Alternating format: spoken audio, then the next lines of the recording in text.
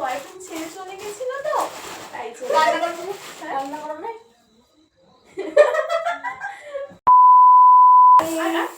আমি মশা বুঝে ঢুকে নি বুঝে দিকে জবাব পেরা না কি তেরা তেরা কোন গান আরে কি কোন গান 2000 years later. আমার আগের মিনি ব্লগটা যারা দেখেছো বা এখনও যদি না দেখে থাকো তাহলে ইমিডিয়েটলি চেক আউট করে নাও। আর যারা দেখেছো তারা এখন বুঝতেই পারবে আমি আর উৎসে কেন এ দোকান আর সে দোকান ঘোরাঘুরি করছিলাম। হ্যাঁ, সেদিন ছিল কুটনির বার্থডে আর এত তামঝাম তার জন্যই। আমি এই কেকটা অর্ডার দিয়েছিলাম ফেসবুক পেজ কেক ও ক্লক থেকে।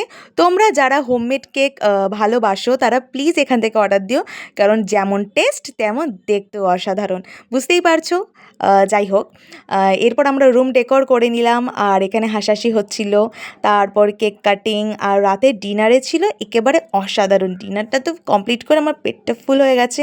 আমি যে এখন বাড়ির দিকে দেখা হচ্ছে নেক্সট ভিডিওতে। টাটা।